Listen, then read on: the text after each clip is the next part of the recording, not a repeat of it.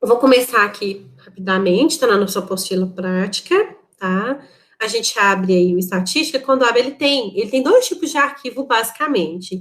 Ele tem esse de dados, tá? Que é o que ele abre aqui, que é o data, que ele chama. E quando a gente faz alguma análise, ele coloca em outro arquivo, tá? Então, a gente vai ver depois como que faz para salvar direitinho. Então, ele abre aqui, inicialmente aqui geralmente com 10 pontos, tá? Mas a gente consegue só a gente clicar com o botão direito aqui e pedir para adicionar ou variáveis ou casas, ele pode adicionar. Então, a gente, fazendo, então, aqueles dados da distribuição normal padronizada, né, o teste do Z. A gente vai em estatísticas, tá? Vai lá no calculador de probabilidade, ele abre essa aba, a gente vai na aba de distribuição. Ele vai abrir, então, essa janelinha aqui para a gente. Tá vendo? Tem vários tipos de distribuição. Muitas mesmo. Eu nunca nem usei, tipo, eu, para ser sincera, só usei a normal, a teste student e a F, tá? Mas tem pessoas que fazem teste utilizando outras. Então, vamos lá. Se eu quero calcular a probabilidade de Z ser maior do que 1, né? Como que a gente faria, então? Vou marcar aqui Z. Maior do que um determinado valor é unicaudal, tá? Para ele calcular, marcar um valor e calcular dali para frente, você tem que marcar esse aqui, ó, 1 menos o cumulativo IP. Então, eu vou colocar aqui o meu Z é maior que 1. Então, 1 é esse valor que eu pus aqui, é o valor que eu vou pôr nesse X, tá? E aqui a gente vai, então, daqui a gente não vai mexer, não. Média zero. Com média zero e desvio padrão aqui de 1. Então, a gente manda computar. Quando a gente clica em compute, ele vai dar esse valor de P aqui, ó, para nós, tá? Então, eu preencho aqui com o valor do Z maior do que A, 1, do que 2, do que 4, aí você põe o valor aqui, e pede o compute, ele te dá o P. Quando eu quero, então, fazer o valor do Z menor do que menos 1, ou seja, eu preciso desse valor que eu estou mostrando aqui, tá? Então, eu vou colocar menos 1, aqui, que é o Z menor do que menos 1, que eu quero. Vou marcar esse 1 menos cumulativo IP, eu vou dar o compute, ele vai me dar, então, o zero.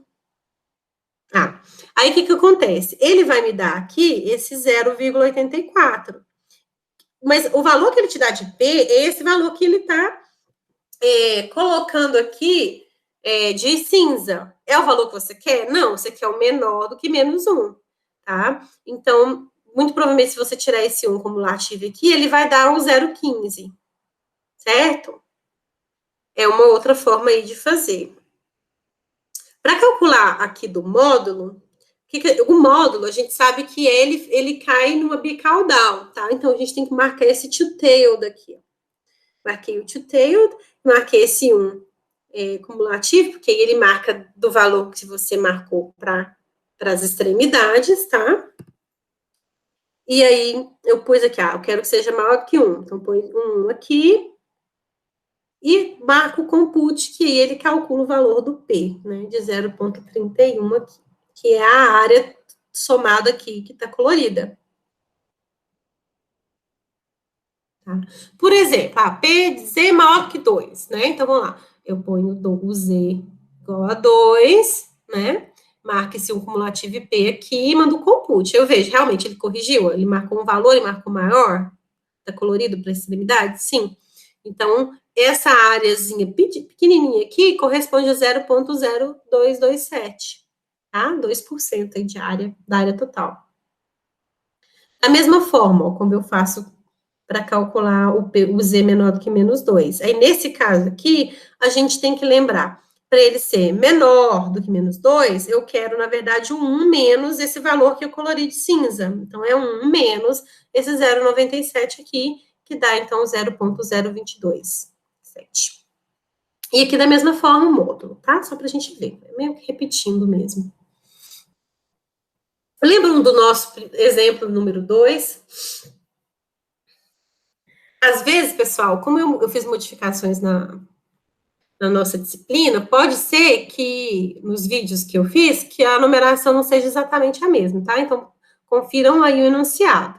Para a gente calcular, então, a probabilidade do Z estar entre menos o 0,15 e o 1,6, o que a gente precisa? Vamos partir isso em duas coisas, né? O Z, ele vai ser Z menor do que 1,6, aliás, desculpa, o Z está entre 1,6 e 0,15. Então, é interessante a gente fazer esse desenho aqui, para a gente não se perder, tá? Então, eu pus aqui um 1,6 e 1,15. Quando a gente calcula, o jeito que ele vai calcular aqui para nós, ele vai dar essas partes aqui coloridas. Mas se eu quero que o Z esteja entre esses dois valores, a parte que me interessa calcular é essa que está no meio, ó, né, que está em branco. Então, como que eu calculo a parte em branco? É 1 menos essa área, menos essa área. Quem é essa área aqui? É um Z menor do que menos 0,15. Certo? Ó, Z menor que menos 0,15. Mas, como que eu calculo, então, o Z menor que menos 0,15? Ó, eu marquei o menos 0,15, tá? E não marquei esse 1 menos cumulativo aqui. E aí, ele coloriu para a minha área. Ó, menos 0,15 está aqui, e aí ele coloriu de cinza. É só, tá vendo que é só você comparar. Se você tiver em dúvida se tem que marcar esse 1 menos cumulativo ou não, é só você comparar o desenho que ele está te dando. Tá vendo que esse desenho que ele deu aqui para você é o que você quer aqui? Tá? Então, o P deu 0,44, certo? Agora, eu preciso também calcular a probabilidade do Z ser maior que 1,6. Então, ó, 1,6, pediu um menos cumulativo que ele calculou, então, para o lado de cá, me deu 0,054, certo? Então, eu já sei o valor dessa área e dessa. Então, quem é a probabilidade do Z estar nessa área branca, né? Quem é a área branca? É o 1 menos essas duas áreas vermelhas, que é o do 44, que a gente calculou, e do 0,05. Então, eu tenho aí a minha área, o valor final aí da parte branca. Nós fizemos aquele outro exemplo, né, que a gente tinha que, então, fazer, a gente que tinha que padronizar, né? Então, a primeira coisa que a gente fez, lembra? A gente padronizou. A gente queria saber aqui, a gente tinha um Y com a distribuição normal, com média 4, e desvio padrão 0,3. Uma variância aí de 0,3 ao quadrado. Calcular, então, a probabilidade do Y ser maior do que 4,4. Ou seja, quando eu fizer a normalização, eu vou estar trabalhando, então, com a probabilidade do Z, o Y vai virar um Z, né? De ser maior do que um valor de referência, um Z0. Então, quem que é esse 4,4 aqui, esse Z0 que ele vai virar? Então, vamos padronizar? É o valor de referência menos a média dividido pelo desvio. E a gente tem, então, esse valor do Z0. Então, o exemplo se resume em calcular a probabilidade de do Z ser maior do que 1,33. E a gente tem, então, algumas opções aqui. Lembra que depois a gente fez o mesmo exemplo, só que ao invés da gente ter 70 amostras, né, que era um valor grande, a gente tinha poucas amostras, né, 7 só amostras, e aí isso, a gente não usa mais a distribuição padronizada, de Z, desculpa, mas agora a gente vai utilizar a distribuição de TED-Student. O que vai mudar? A gente vai vir aqui nesse canto, ó, e a gente vai mudar aqui para do Z normal que a gente estava, a gente vai pôr o TED-Student.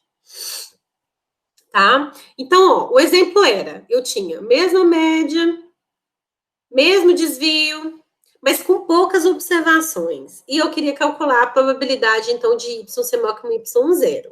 Eu tenho duas opções. Ou eu padronizo e faço o teste aqui direto. Deixa eu ver. Não, aqui a gente vai precisar padronizar mesmo, tá? Então, ó, eu vou fazer a padronização, 4,4 menos o 4 dividido por 0,3 deu 1,33. Então, eu quero um Z maior que 1,33. Eu vou pôr aqui o meu valor T de referência, que é 1,33. O grau de liberdade é 7 menos 1, que dá 6. Vou marcar aqui 1 menos cumulativo P e vou dar o compute. E aí, ele vai me dar esse valor de P aqui, ó. E aí ele coloriu aqui, não é isso que eu quero? Um valor aqui que seja maior do que esse 1,33, tá? Então, essa área, essa probabilidade corresponde aí a 0,11. Nesse outro exemplo, olha que interessante. Eu sei que o T, ele tá entre menos B e B. E que essa área no meio, eu não conheço B, mas eu sei que essa área no meio é 90. Se eu sei que a área no meio é 90, é porque sobrou 10%, que está 5 distribuído em cada lado. Então, essa área que eu tenho que calcular aqui é um P de 5%. Mas eu não sei, dessa vez, eu não sei quem é T. Ou seja, quem é o T de 0,05. Então, eu vou pôr, olha que interessante, eu vou pôr o meu P, vou pôr o número de grau de liberdade que eu tenho, que aqui é 9, e vou dar um compute. E aqui, ó, vai estar marcado a inversa. Por quê? Porque eu estou fornecendo P e calculando T. Então, agora eu marco aqui essa inversa, tá? E clico no compute e ele vai me dar o valor do T. Ele aparece esse T aqui. Lembra que a gente fez, então, entrou depois na parte de teste de hipóteses, né? Então, a gente tem aqui as nossas hipóteses H1. Se a gente tem maior do que um determinado valor, a gente, né, ele é unicaudal para, né, a direita, menor do que um valor, ele é unicaudal para a esquerda, e aqui ele é bicaudal. Você tem que lembrar de dividir essa área do nível de significância do teste em duas regiões, né? E aí, nós fizemos um exemplo, lembram? Sobre a mistura de concreto, que levava em média de 15 horas para secar. Então, no processo de secagem, usava um método convencional que era 15 horas.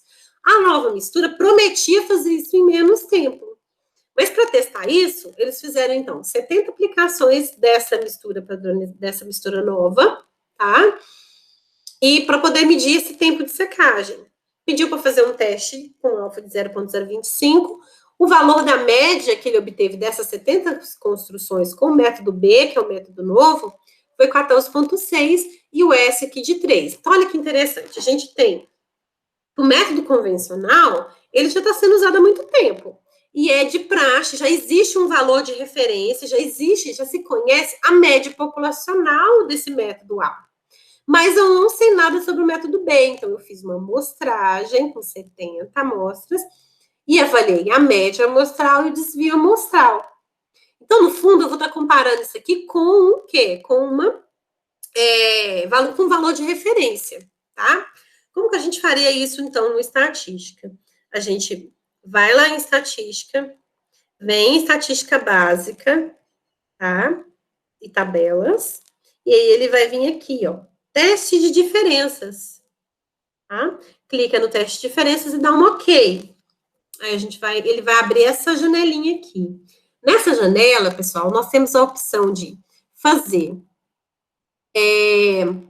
cálculos usando valores de referência, ou seja, eu tenho a média só de uma amostra e de uma população. Né? Então, ou então eu estou fazendo uma comparação de dois tratamentos, em que eu já tenho a média dos dois e o desvio dos dois. Então, a gente tem essa opção aqui. Nesse caso, nosso, ó, quem é o nosso teste de hipótese? O que eu quero confirmar? Se essa média nova do método B é menor do que 15, tá? E a nulidade aí é o maior ou igual. Então, o que eu preciso calcular? Se é menor, eu vou ter uma distribuição em que o Z é menor do que o menos Z de alfa, né? Então, a gente precisa o quê? Mas quem é o Z de alfa? Depende do nível de significância que eu vou trabalhar. Foi falado aqui para a gente trabalhar com um alfa de 0,025. Então, os menos Z de alfa, né? Se eu fizer a conta lá, esse é o jeito que a gente fez na teoria, tá? Eu colocaria lá o valor, pegaria o valor na tabela, então, eu tenho que calcular agora, desculpa, pegaria o valor na tabela, que seria o menos 1,96, marco ele aqui, tenho a região de rejeição de H0. Faço o Z observado, né, dessa relação aqui, marco ele aqui, ele cai dentro da região de aceitação de H0, eu aceito H0 falando que, olha, ele não é melhor, ele seca ou igual ou em tempo maior do que 15 horas, tá? Então, no mínimo, ele é igual. Agora, como que eu faria isso aqui no estatística, né? Nessa janela que a gente acabou de abrir. Eu tenho aqui a média 1, ela tem... Como eu só tenho valor de desvio padrão e média para uma amostra, eu vou marcar aqui, ó. Só uma amostra, tá? Versus a média de uma população, ou seja, um valor de referência de uma população. Eu marquei aqui. Viu que aí ele habilitou só em cima aqui para eu poder colocar valores de número de amostras e desvio padrão e média do meu método B. E aqui eu pus o valor de referência. Aí você clica em compute. Ah, o teste é o one side, porque é de um lado só, não é bicaudal. Clico no compute, ele me dá o valor do P. Ah, professora, mas como é que eu interpreto isso? Então, ele te deu um P. Se você viesse aqui, ó, em cima, esse P, ele não está relacionado com um determinado valor de Z, gente, observado? Se eu marcar o menos 1,12 aqui, que é o meu Z observado, puxar aqui em cima e colorir essa área inteira aqui, vai dar esse 0,1342, tá? Isso significa que se o valor de P que ele calculou é maior do que o valor do alfa que você fez o teste, você vai cair na região de aceitação de H0, tá? Você cai fora da região de rejeição, cai na região branquinha, que é a aceitação de H0. Então, eu aceito H0, que diz que que o método B é no máximo igual. Então, nesse exemplo 7, o que a gente tem aqui, ó? Lembra, a gente queria verificar se a média é diferente de 1,9. Então, o diferente sempre vai ser, ó, do H1, e o igual vai ficar com H0. A gente tem o valor do alfa, tem o valor da média, e tem o valor do número aqui de observações de amostras que eu tenho. Essa amostra é grande, porque ela é maior que 30, então nós vamos usar, na prática, na hora de fazer, na mão, a gente usou o teste C. Eu não vou relembrar toda essa parte aqui, porque a gente já fez várias vezes, tá? Igual o teste CAI bicaudal, ó. Tá? E aí, como que a gente faria isso aqui? Agora, da mesma forma, a gente tá vendo que a gente tem valor de média e de desvio para uma amostra só. E a gente tem que fazer em relação a um valor de referência, ó, 1,9. Então, eu vou marcar eu fico com essa opção aqui marcada. Eu pus o valor da média, pus o valor do desvio e o número de amostras que eu tinha, aperto no compute, ele dá aqui 0,0183. O que isso significa? Que o P é menor do que 0,05, então ele vai estar dentro da região de rejeição de H0, tá? Por quê? Porque quando eu vier aqui e achar uma área de 1%, a área de 1% está dentro da área de 5%, certo? Ó, a área de 1%, que seria essa parte pequenininha aqui, ó, ela está dentro da região de rejeição de H0, ok? Lembra do exemplo que a gente fez a respeito se a gente liberava a praia ou não? Né? Então, naquele exemplo, a gente tinha lá do saneamento municipal, né, de uma cidade, a gente queria saber se a gente podia liberar a praia. Para liberar a praia, tinha que ter uma contagem inferior a 200 bactérias. Tá? Você coletou 10 amostras dessa água e pegou os valores aqui. Aí, nesse caso, o que eu quero? Para eu liberar a praia, o que eu preciso? Eu preciso que a média disso aqui, dessas amostras que eu coletei, dê menor do que 200. Então, esse é o meu H1, certo? Aqui, nesse caso, também já dá para ver bem explícito quem é H1. O H0, eu não vou liberar a praia quando der maior ou igual a 200, porque 200 já não pode mais usar a praia, tá? Lembram disso? Então, a gente foi lá, fez o T, então a gente cai, ó, num teste unicaudal, que é menor, tá vendo? Então, tem que marcar o valor do T de alfa aqui, nosso T de... lembra que a gente escolheu um T de alfa bem baixo, né? Por quê? Porque eu quero ter muita certeza que eu posso liberar essa prata, tratando da saúde das pessoas, né? Então, a gente tem que levar isso em consideração na hora de escolher o valor do alfa. Marquei o alfa aqui, fiz o T observado, marquei o T observado e vi que ele deu na região de aceitação de H0. Então, aceito H0. Por quê? Porque, estatisticamente falando, essa média que eu calculei aqui, ó, desses valores, ele é maior que 200. Como que a gente faria, então, no estatística? Lembra que a gente também está fazendo em relação ao valor de referência, que está marcado. Vou pôr o valor da média, né? Vou pôr o valor do desvio padrão, vou pôr o número de amostras, que é 10, e vou dar um compute. Ele vai me dar o valor do P. P é maior do que o alfa. Logo, essa área que eu levei, essa área aqui é muito maior do que o 0,01, tá? Então, eu caio aí fora da região de aceitação de H0, dentro da região de aceitação de H0, tá? Então, eu não devo aí liberar a praia. Então, quando o P é maior do que o alfa que eu escolhi, eu vou aceitar H0, ok? Tá. A gente tem esse exemplo aqui de fazer intervalo de confiança. Como que a gente faria, então, o intervalo de confiança? A gente tem lá, assim, o intervalo de confiança, pessoal, ele está dentro de uma estatística descritiva. Então, na estatística, se você tem uma coluna, eu digitei os meus dados aqui numa coluna. Eu posso vir em estatística básica e estatística dentro disso, estatística descritiva. Quando eu marcar aqui, o que vai acontecer? Ele vai me dar várias opções de várias coisas da estatística descritiva que eu quero calcular. Eu vou escolher a variável, lembra, os nossos dados estão na variável 1, vou dar OK, tá? Primeira coisa. Depois eu vou vir nessa aba aqui do Quick, ó, ou desculpa, da área do avançado, que é onde ele vai me deixar eu escolher o que eu quero saber a respeito desse conjunto de dados. E aí ele deu um monte de opções, olha aqui. Você pode pedir o número de amostras, a média, o somatório de todos os valores, a mediana, entendeu? Ó, você pode pedir desvio padrão, a variância, e aqui você tem como marcar, tá vendo? Ó, o limite do intervalo de confiança. Então, se você quer o intervalo de confiança de 95%, que é o default dele, você deixa do jeito que tá. Se você quiser 90%, é só vir aqui e ir diminuindo, que tá na 90%, tá? Tem outras coisas estatísticas que você pode marcar. Então, depois que eu marquei nisso, eu peço o sumário. Clico no sumário, ele abre para mim essa janela aqui, ó, que é o workbook dele, é o arquivo onde a estatística vai salvando todos os resultados que você tem, ok? É interessante, um cuidado que a gente tem que tomar na estatística é que, se eu for lá nesses dados e fizer alguma modificação, eu tenho que fechar, não preciso fechar o workbook, mas eu tenho que fechar essas janelinhas de análise e abrir de novo, tá? Caso eu faça alguma modificação nos dados experimentais. Ok, então, olha aqui que interessante, ele deu para nós, ó, o número, então eu tenho 10 amostras, a média é 14,96, e tá aqui o intervalo de confiança, e tá aqui o valor mínimo e máximo que foi observado experimentalmente, e tá aqui também o desvio padrão. Então, ó, muito obrigada aí pela presença de vocês, tá? E a gente se vê na próxima aula.